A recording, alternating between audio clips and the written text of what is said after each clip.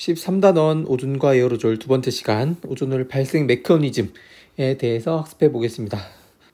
그리고 프레온 가스라는 것과 그리고 오존층 발생을 시키는데 좀 중요한 역할을 하는 극성층권 구름을 한번 키워드로 넣어봤습니다.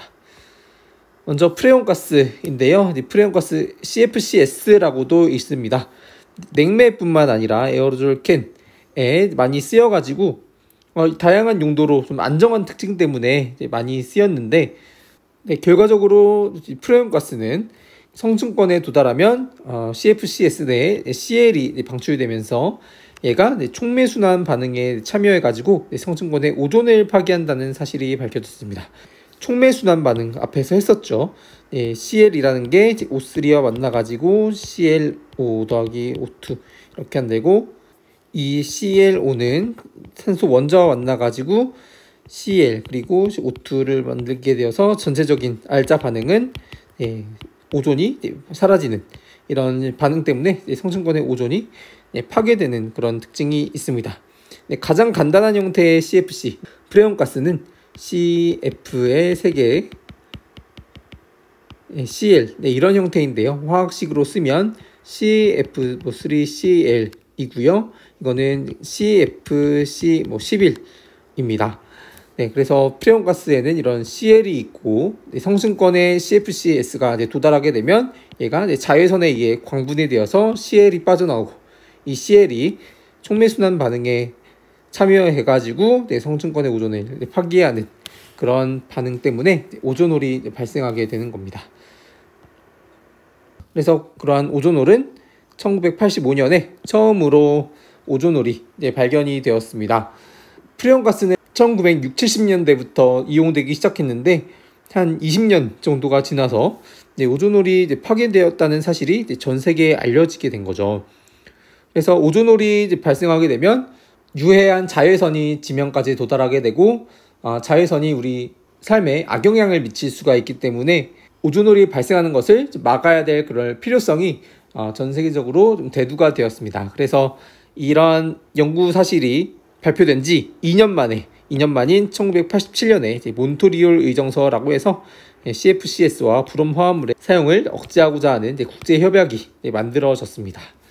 유튜브를 찾아보다가 이 영상이 되게 좋더라고요. 꼭 봐주셨으면 좋겠습니다. 이것은 인공위성에서 촬영한 오존홀인데요. 오존 농도가 작은 부분이 여기 이렇게 나와 있죠. 이 그림은 남극 부근을 그린 것인데 북극보다는 남극에서 오존홀이 더 잘 발생하는 그런 특징이 있습니다. 오존홀 발생 메커니즘 보겠습니다. 겨울 이전에 CL은 반응성이 비교적 떨어지는 저장물질의 상태로 존재하게 됩니다. 여기서 저장물질이란 HCl이나 ClONO2와 같은 물질을 뜻합니다. 이러한 저장물질 상태에서는 오존을 파괴하는 촉매순환 반응이 일어나지가 않습니다. 그런데 남반구 겨울이 되면 극야제트라는 게 형성이 됩니다. 극야제트 배웠었죠. 극지방을 중심으로 성층권에서 강하게 서풍이 부는 그런 현상을 극야제트라고 했습니다. 극야제트가 있으면 브로드업슨 순환에 의해서 극적으로 오존이 수송이 되지 못하게 됩니다. 그래서 극야제트의 존재 자체가 직접적이진 않지만 간접적으로 오존홀을 만드는 데 도움을 준다고 할 수는 있을 것 같습니다. 남반구 겨울에는 극성층권 구름이라는 게 생깁니다. 극성층권 구름은 기온이 영하 80도씨 미만에서 발생할 수 있는 그런 특징이 있는데요. 극성층권 구름은 북반구에서는 히말라야나 로키 산맥에서 생성된 행성파에 의해서 극적으로 열이 잘 수송이 되기 때문에 극지방에서의 온도가 남극보다 좀 높기 때문에 북극에서는 극성층권 구름이 좀 발생하기 힘들고, 남극에서 극성층권 구름이 잘 발생할 수가 있습니다. 극성층권 구름 내에서는 비교적 특별한 비균질 반응이라는 것이 발생할 수가 있습니다. 비균질 반응이란 좀 일반적으로 상이 다른 이 페이스가 다른 물질끼리의 반응이라는 건데요. 여기서는 기체와 고체 사이의 반응이기 때문에 비균질 반응인 거죠. 그래서 이러한 저장 물질이 이러한 비균질 반응에 의해서 Cl2, HOCl 등의 자외선만 존재하면 바로 오존을 파괴시키는 액티브한 상태로 변하게 됩니다. 그렇지만 겨울철에는 자외선이 아예 들어오지가 않기 때문에 24시간 밤이죠. 그래서 24시간 밤이기 때문에 오존이 파괴되진 않습니다. 오존 파괴는 없다. 이른 봄이 되면 태양의 자외선이 입사하게 되고 이러한 Cl2나 HOCl이 CL로 이제 반응을 하게 되고요. 그리고 이 CL과 CL로부터 만들어진 CLO 이런 물질들이 오존을 파괴시키는 촉매 역할을 함으로써 오존을 빠르게 파괴할 수가 있습니다. 그런데 오존홀은 이른 봄철에만 잠깐 발생을 하고 이제 바로 회복이 되게 되는데요. 이런 활성 염소 물질, Cl2나 HOCl 이런 것들이 바로 저장 물질로 바뀌게 되고요. 그리고 극소용돌이 또는 극야제트가 소멸함에 따라서 다시 극지방으로 오존이 수송될 수가 있기 때문에 극지방으로 오존이 수송되면 오존층이 회복이 될 수가 있겠죠. 그래서 이러한 두 가지 기작 때문에 다시 오존 농도가 회복이 될 수가 있습니다. 그림 6을 통해서 한번 정리해 보겠습니다.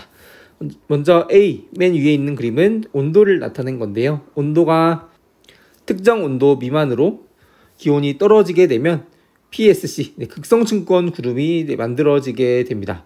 이렇게 극성층권 구름이 만들어지면 비균질 반응이 생기게 되고요. 그래서 비균질 반응에 의해서 이러한 저장 물질들이 액티브한 물질들로 바뀔 수가 있습니다. 그런데 이때까지는 오존 농도가 거의 그대로입니다. 왜냐? 이때에는 자외선이 존재하지 않기 때문에 오존이 파괴될 수가 없는 거죠. 그런데 자외선이 입사되고 나면 이러한 활성 염소 물질들과 자외선이 반응을 해서 오존이 파괴가 될 수가 있습니다. 그래서 오존홀이 발생을 하게 되고요. 그리고 두 가지 기작에 의해서 다시 오존 농도가 회복됨을 그린 그림이고, 그리고 저장 물질들도 다시 만들어짐을 알 수가 있습니다. 그래서 지금까지 했던 내용을 한번 정리해보면 프레온가스라는 거는 안정한 특징 때문에 좀 많이 사용이 되었었는데, 인간이 많이 사용했는데 오히려 안정한 특징 때문에 대륙권에서는 분해되지가 않고 성층권에 들어가서 성층권에서 분해가 되어서 CL이 방출이 되고 그 CL이 오존을 파괴시키는 촉매순환 반응에 참여한다 라는 내용이었습니다. 오존홀은 1985년도에 처음으로 연구 결과가 발표가 되었고요. 그리고 1987년 몬트리올 의정서가 체결이 되었습니다. 그리고 마지막으로 오존홀 발생 메커니즘까지 알아봤는데, 오존홀은 겨울에는 자외선이 도달하지 않기 때문에 발생하지 않고 오히려 이른 봄에 급격하게 오존이 파괴되는 그런 반응이 나타날 수가 있습니다.